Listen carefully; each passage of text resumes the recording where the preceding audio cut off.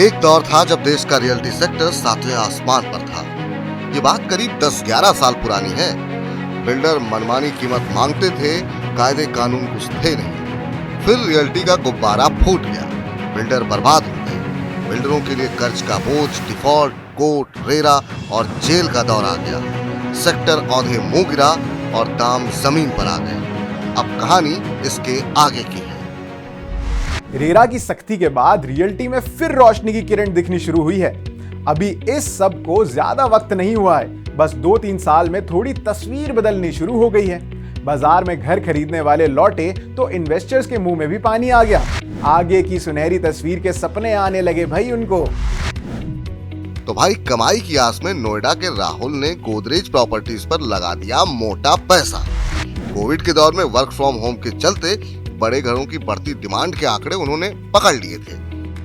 उन्हें economy, चमचमाते infra से realty के दिन फिरते दिख रहे थे, लेकिन आज उनके सब कॉन्सेप्ट हिले हुए हैं। राहुल समझ नहीं पा रहे हैं कि रियल्टी पर लगाए उनके दांव में कहां गड़बड़ी हो गई। गोदरेज प्रॉपर्टीज में साल भर पहले लगाया उनका पैसा आज 40% कम हो गया है।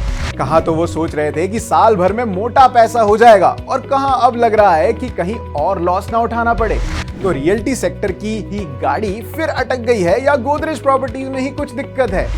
जब उन्होंने गोदरेज प्रॉपर्टीज या जीपीएल के शेयर खरीदे थे, तब ये 2598 रुपए के 52 हफ्ते के हाई पर थे।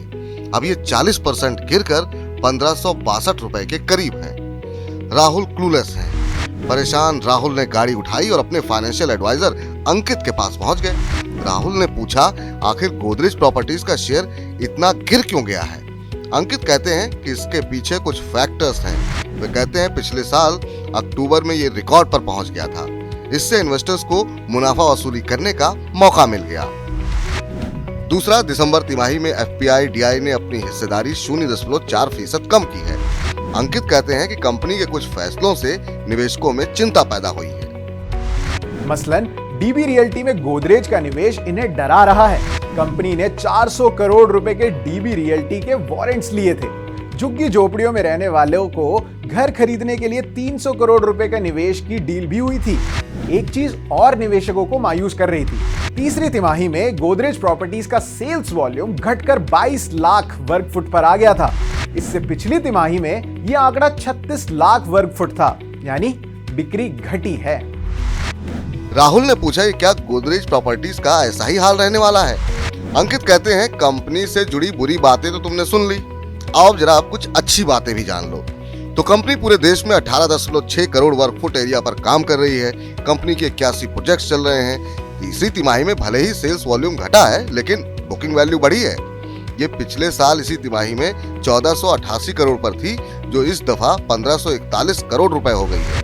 कंपनी बड़े शहरों के साथ साथ छोटे शहरों में भी कारोबार बढ़ा रही है। अच्छी खबर यह है कि डीबी रियल्टी के साथ कंपनी की डील रद्द हो गई है। अब राहुल को थोड़ा सुकून आया कि चलो कुछ तो पॉजिटिव बातें पता चली। एक अच्छी बात यह कि कंपनी पर कर्ज ज्यादा नहीं है। दिसंबर 2021 के आखिर में कंपनी पर 313 करोड़ रुपए का नेट कर्ज था। कंपनी का net debt to equity ratio 0.04 बैठता है। गोदरेज की तिजोरी भी कैश से भरी पड़ी है।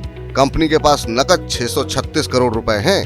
गोदरेज प्रॉपर्टीज की खासियत यह है कि बाकी डेवलपर्स के उलट कंपनी एसेट लाइट मॉडल पर काम करती है। अब राहुल ने पूछा, इतनी अच्छी बातें बता दी, लेकिन शेयर औंधे मुंह क्यों पड़े हैं? अंकित कहते हैं कि अब जरा पिछला रिकॉर्ड देख लेते हैं। वे कहते हैं, गुजरे वक्त में कंपनी ने निवेशकों को खूब कमाई कराई है। अंकित कहते हैं Q4 FY22 में सेल्स वॉल्यूम मजबूत रहने का अनुमान है।